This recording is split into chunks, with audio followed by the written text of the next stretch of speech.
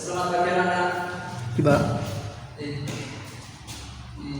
Sebelumnya, Assalamualaikum warahmatullahi wabarakatuh. Waalaikumsalam warahmatullahi wabarakatuh. Bagaimana kabarnya anak semua dalam keadaan baik dan sehat semua ya? Ya, baik sebelum kita memulai atau memasuki pembelajaran pada hari ini, alangkah baiknya kita bersama-sama berdoa agar diberikan kemudahan kelancaran dalam menerima materi pada pembelajaran kali ini.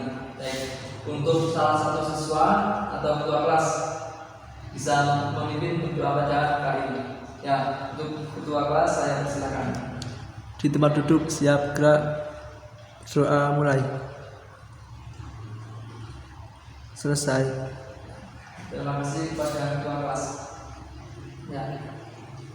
Sebelum kita memasuki pelajaran pada hari ini, Bapak ingin agar kita lebih nyaman dalam mengikuti proses belajar pada hari ini. Bapak ingin kalian semua melihat kanan kiri. Coba di samping meja atau kursi, jika masih ada sampah bisa diambil terlebih dahulu, dan jika masih ada meja atau kursi yang agak berantakan bisa dirapikan terlebih dahulu. Ya, baik, Bapak beri waktu untuk merapikan terlebih dahulu. Cukup? Ya, cukup. Baik, sebelum kita memasuki pembelajaran pada hari ini, Bapak ingin melakukan presensi terlebih dahulu terhadap siswa-siswa semuanya. Ya, baik. Yang pertama, Anita Lutfiana. Dir. Ya, baik. Yang kedua, Afrika Setianti. Dir. Ya, baik. Yang ketiga, Bambang Sukmo. Ya, baik.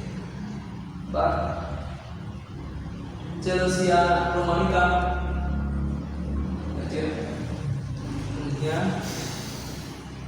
Papa Paradila. Papa Paradila sakit. Ya. Ya, baik, kita doakan bersama-sama semoga Bapak bisa segera pulih, segera sehat kembali, bisa mengikuti pembelajaran sama-sama kita kembali. Ya, baik, jadi di kelas ini yang tidak masuk pada hari ini ada satu orang, yaitu Bapak Paradila. Sebelum Bapak melanjutkan materi pada pagi hari ini, Bapak ingin mereview atau menanyakan kembali kepada anak-anak semua, apakah masih ada yang ingat di minggu lalu kita belajar mengenai tentang apa? Oh ya, ya, betul sekali. Minggu lalu kita telah belajar mengenai makna alinea pembukaan UUD 1945. Nah, untuk pada pagi hari ini kita akan belajar mengenai kedudukan dan fungsi Undang-Undang Dasar Negara Republik Indonesia tahun 1945. Adapun tujuan dari pembelajaran pada materi ini atau pada kesempatan ini ada tiga. Yang pertama, siswa dapat mengetahui kedudukan Undang-Undang Dasar Negara Republik Indonesia tahun 1945. Yang kedua, siswa dapat mengidentifikasi sifat dari Undang-Undang Dasar Negara Republik Indonesia tahun 1945. Dan yang ketiga adalah siswa dapat menganalisis fungsi dari Undang-Undang Dasar Negara Republik Indonesia tahun 1945. Ya, jadi pada pembelajaran pada pagi hari ini ada tiga tujuan yang dapat kita capai. Ya, baik, Bapak akan menampilkan slide PPT pada pagi hari ini. Ya, bisa ditampilkan slide PPT-nya.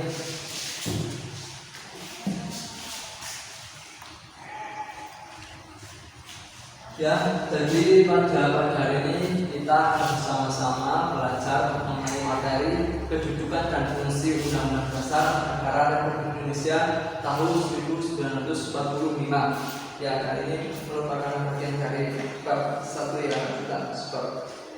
Jadi anak-anak bisa persiapan terlebih dahulu untuk bisa mengikuti pembelajaran pada pagi hari ini.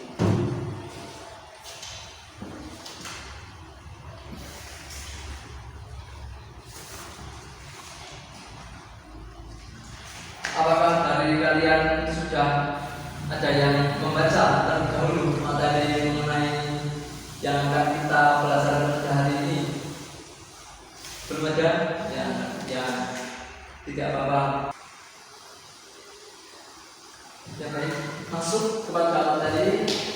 yang akan bawakan yang mengenai kedudukan dan fungsi Undang-Undang Dasar Negara Republik Indonesia tahun 1945. Ya baik, next selanjutnya untuk materinya. Nah, yang pertama adalah kedudukan Undang-Undang Dasar Negara Republik Indonesia tahun 1945, bahwa Undang-Undang Dasar Negara Republik Indonesia tahun 1945 merupakan sebagian dari hukum dasar, yaitu hukum dasar tertulis. Jadi Undang-Undang Dasar Negara Republik Indonesia tahun 1945 merupakan satu-satunya hukum dasar. Di samping hukum dasar yang tertulis, masih ada hukum dasar yang tidak tertulis, yaitu aturan-aturan yang timbul dan terpelihara dalam praktik penyelenggaraan negara meskipun peraturan tersebut tidak tertulis. Jadi bahwa dalam peraturan di Indonesia, selain Undang-Undang Dasar Negara Republik Indonesia yang dikatakan sebagai hukum dasar tertulis, masih ada hukum atau peraturan-peraturan lainnya yang tidak tertulis. Nah, maka sebagai hukum dasar, Undang-Undang Dasar Negara Republik Indonesia tahun 1945 berkedudukan sebagai sumber hukum dan merupakan hukum dasar yang menempati tempat tertinggi. Dalam kedudukannya sebagai sumber dasar yang tertinggi, setiap peraturan perundang-undangan di bawah UUD Negara Kesatuan Republik Indonesia tahun 1945 harus berlandaskan dan bersumberkan daripada UUD Negara Republik Indonesia tahun 1945 itu sendiri. Jadi bahwa yang kita sama-sama tahu bahwa UUD Negara Republik Indonesia tahun 1945 merupakan hukum atau dasar hukum tertinggi, maka peraturan-peraturan di bawahnya harus mengikuti atau berlandaskan kepada Undang-Undang Dasar Negara Republik Indonesia itu sendiri. Next, selanjutnya. Maka dengan demikian Undang-Undang Dasar Negara Republik Indonesia tahun 1945 mempunyai fungsi sebagai alat kontrol, alat mengecek apakah norma hukum yang hendak berlaku itu sesuai atau bertentangan dengan Undang-Undang Dasar 1945 sebagai hukum dasar tertinggi. Maka segala peraturan perundang-undangan di bawahnya tidak boleh bertentangan dengan Undang-Undang Dasar Negara Republik Indonesia itu sendiri. Nah, maka peraturan-peraturan di bawahnya yang baik itu tertulis maupun tidak tertulis harus berlandaskan dan yang pasti tidak bertentangan itu sendiri dengan Undang-Undang Dasar 1945. Sampai di sini, apakah ada yang ingin ditanyakan dahulu dari anak-anak? Belum aja? Ya baik, Bapak lanjutkan. Next, selanjutnya. Maka untuk lebih jelasnya tentang sistematika Undang-Undang Dasar Negara Republik Indonesia tahun 1945 tergambar sebagai berikut. Yang pertama, pembukaan. Pembukaan ini terdiri dari atas 4 alinea yang telah kita sama-sama belajarkan di minggu yang lalu ya, mengenai mana alinea pembukaan Undang-Undang Dasar 1945. Yang kedua ada pasal-pasal.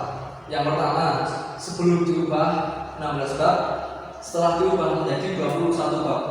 Yang kedua, sebelum diubah terdiri dari atas 37 pasal, setelah diubah menjadi 73 pasal. Yang ketiga, sebelum diubah terdiri atas 49 ayat, setelah diubah menjadi 170 ayat. Yang keempat, sebelum diubah terdiri atas 4 pasal aturan peralihan, setelah diubah menjadi 3 pasal aturan peralihan. 5. 2 ayat aturan tambahan berubah menjadi 2 pasal aturan tambahan. Nah, ini merupakan sistematika itu sendiri dari Undang-Undang Dasar Negara Republik Indonesia tahun 1945 yang terdiri dari pembukaan serta pasal-pasal yang terkandung di dalamnya. Ya, next.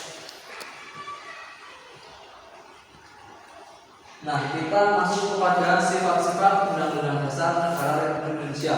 Nah, setelah kita mengetahui kedudukan, maka kita beralih kepada sifat-sifat Undang-Undang Dasar Negara Republik Indonesia mempunyai 4 sifat. Yang pertama, bahwa tertulis, maksudnya rumusannya jelas, merupakan suatu hukum yang mengikat pemerintah sebagai penyelenggara negara maupun mengikat bagi setiap warga negara. Nah, seperti yang sudah dijelaskan di awal bahwa Undang-Undang Dasar Negara Republik hukum dasar yang tertulis, maka undang-undang dasar ini tentunya pastinya mengikat pemerintah sebagai penyelenggara negara maupun mengikat sebagai warga negara. Jadi sebagai pemerintah maupun warga negara, kita sebagai warga negara juga mengacu atau berdasarkan pada undang-undang dasar negara Indonesia itu sendiri sebagai hukum tertulis. Yang kedua, singkat dan supel, maksudnya memuat aturan-aturan, yaitu memuat aturan-aturan pokok yang setiap kali harus digunakan sesuai dengan perkembangan zaman tentang memuat hak-hak asasi manusia. Nah, jadi Undang-Undang Dasar Negara Republik Indonesia ini singkat dan supel yang mana dapat berkembang sesuai dengan perkembangan zaman. Yang ketiga, memuat norma-norma, aturan-aturan serta ketentuan-ketentuan yang dapat dan harus dilaksanakan secara konstitusional. Nah, ini merupakan di dalam Undang-Undang Dasar sendiri memuat berbagai norma-norma atau aturan-aturan serta ketentuan yang harus dilaksanakan oleh warga negara itu sendiri. Yang keempat, merupakan peraturan hukum positif yang tertinggi, juga sebagai alat kontrol terhadap peraturan perundang-undangan yang lebih rendah dan dari tertib hukum Indonesia. Nah, jadi Undang-Undang Dasar ini merupakan hukum positif yang tertinggi di Indonesia. Nah, maka dari itu menjadi alat kontrol peraturan-peraturan yang ada di bawahnya. Nah, jadi inilah sifat-sifat dari Undang-Undang Dasar Negara Republik Indonesia tahun 1945. Yang pertama ada tertulis, yang kedua adalah singkat dan supel, yang ketiga memuat aturan-aturan, norma-norma ataupun ketentuan-ketentuan yang harus dilaksanakan secara konstitusional, dan yang keempat merupakan hukum positif yang tertinggi di Indonesia. Nah, dari sifat-sifat Undang-Undang Dasar ini, apakah dari anak-anak ada yang ingin ditanyakan? Belum ada? Ya, baik. Next, selanjutnya. Nah, kita masuk kepada fungsi. Fungsi Undang-Undang Dasar Negara Republik Indonesia tahun 1945 ini mempunyai 3 fungsi. Yang pertama sebagai alat kontrol.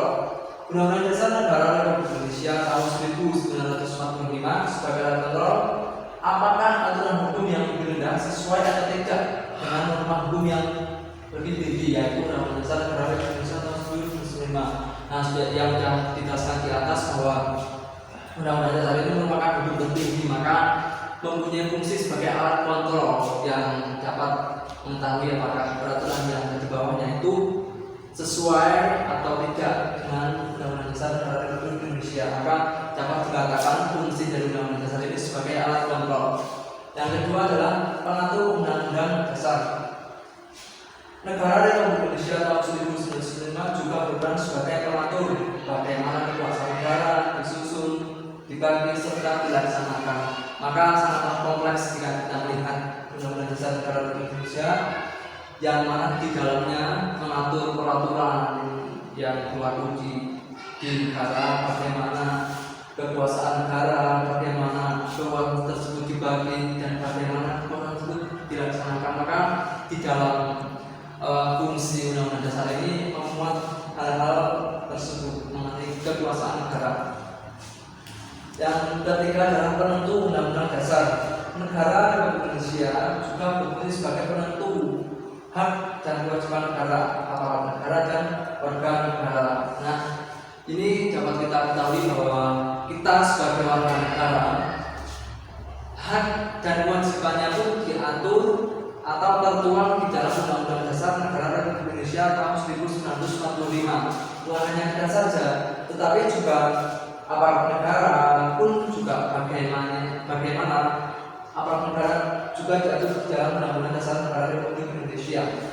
Serta yang tidak kalah penting bahwa hak dan kewajiban kita sebagai warga negara juga tertuang di dalamnya. Maka kita mempunyai dasar hukum yang melindungi atau mengayomi kita sebagai warga negara, terlebih mengenai hak kita dan kewajiban kita sebagai warga negara.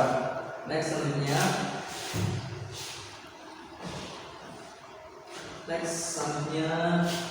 Ya, baik, terima kasih. Inilah materi yang Bapak dapat sampaikan mengenai kedudukan dan fungsi Undang-Undang Dasar Negara Republik Indonesia tahun 1945. Nah, dari anak-anak, apakah ada yang ingin ditanyakan lebih dahulu mengenai materi yang sudah Bapak sampaikan? Belum ada? Belum. Baik. Baik.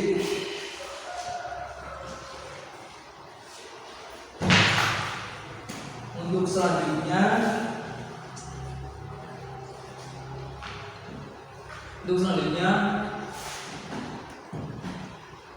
Bapak ingin membagi kelas dalam beberapa kelompok ya. Jadi Bapak ingin membagi menjadi 4 kelompok, yang mana nantinya akan Bapak berikan tugas secara kelompok. Jadi Bapak akan memberikan 4 kelompok. Sistematikanya yaitu berhitung dari 1 sampai 4 secara bergantian, mulai dari pojok sana sampai belakang nantinya, gitu ya. Jadi 1, 2, 3, 4, 1, 2, 3, 4, 1, 2, 3, 4, gitu ya. Nah, nantinya yang mendapatkan 1 akan berkumpul juga dengan yang 1, 2, dan 2, yang dengan nomor 3, dan seterusnya. Jadi pembagian nomornya berdasarkan seperti itu.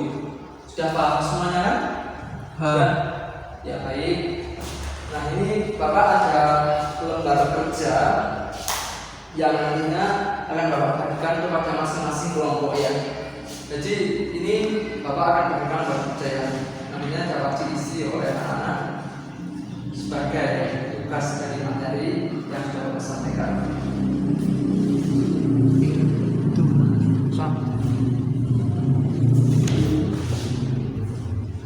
Baik, lembar kerja atau proyek kerja sudah Bapak bagikan. Silakan dari masing-masing kelompok bisa membaca peraturan atau ketentuan di dalamnya.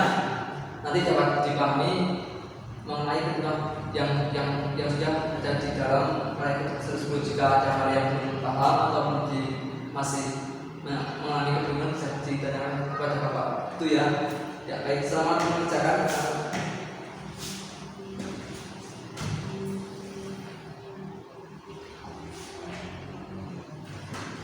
Cukup? Ya cukup, akan Bapak beli kembali ya.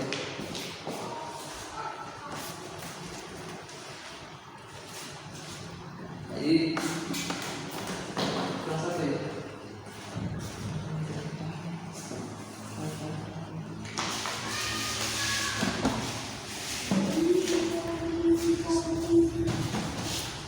Ya, lembar kerja sudah Bapak bagikan semua dan sudah dikerjakan oleh anak-anak semua. Ini Bapak akan teliti atau akan nilai sebagai tugas dari kalian. Itu ya. Sebelum Bapak tutup, Bapak ingin bersama-sama dengan anak-anak semua menyimpulkan materi pada pertemuan kita pada kali ini. Yang mana kita membahas mengenai kedudukan dan fungsi Undang-Undang Dasar Negara Republik Indonesia tahun 1945. Kedudukan Undang-Undang Dasar Negara Republik Indonesia tahun 1945, yaitu Undang-Undang Dasar merupakan hukum dasar tertulis yang mana Undang-Undang Dasar ini menjadi hukum yang tertinggi di Indonesia. Maka peraturan-peraturan di bawahnya harus mengacu atau berlandaskan dengan Undang-Undang Dasar, yang pastinya tidak boleh bertentangan dengan Undang-Undang Dasar itu sendiri ya. Yang kedua mengenai sifat Undang-Undang Dasar Negara Republik Indonesia tahun 1945, itu ada 4. Yang pertama tertulis, yang kedua adalah singkat dan supel, dan tiga aturan-aturan, norma-norma atau ketentuan-ketentuan yang harus dilaksanakan secara konstitusional. Dan yang keempat, Undang-Undang Dasar Negara Republik Indonesia merupakan hukum positif yang tertinggi. Maka peraturan-peraturan yang ada di bawahnya harus mengikuti Undang-Undang Dasar Negara Republik Indonesia tahun 1945. Dan untuk fungsi Undang-Undang Dasar Negara Republik Indonesia itu ada 3. Yang pertama sebagai alat kontrol, yang kedua adalah penentu Undang-Undang Dasar, dan yang ketiga adalah pengatur Undang-Undang Dasar Negara Republik Undang-Undang Dasar. Nah, baik. Sebelum Bapak tutup, marilah kita refleksi secara bersama-sama materi yang sudah Bapak sampaikan, bahwa Undang-Undang Dasar Negara Republik Indonesia ini bisa menjadi pengetahuan kita bahwa kita diatur atau Indonesia punya Undang-Undang Dasar yang mengatur sebagai kompleksitas sebagai warga negara. Ya baik. Untuk pertemuan selanjutnya, Bapak akan mengadakan ulangan harian. Jadi untuk materi bab 2 ini sudah selesai semua. Maka untuk pertemuan selanjutnya, Bapak akan melakukan ulangan harian. Karena bisa mempersiapkan semuanya ya. Baik. Kalau tidak ada yang ingin ditanyakan kembali, Bapak akan tutup pembelajaran pada pagi hari ini. Untuk menutup pembelajaran pada pagi hari ini, mari kita berdoa sama-sama. Ketua kelas silakan memimpin.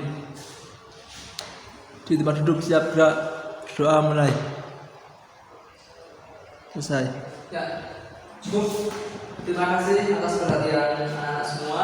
Semoga materi yang kita belajar pada pagi ini dapat bermanfaat kepada kita semua di dalam kehidupan sehari-hari. Ya, Bapak cukupkan sekian. Wassalamualaikum warahmatullahi wabarakatuh. Waalaikumsalam warahmatullahi wabarakatuh.